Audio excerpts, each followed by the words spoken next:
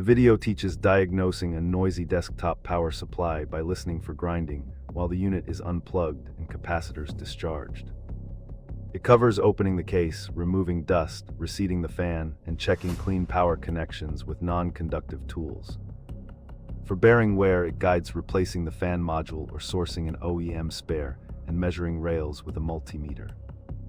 Troubleshooting surprises like stalls after cleaning or unexpected reboots, with steps to reset BIOS, reseat cables, and test a spare fan.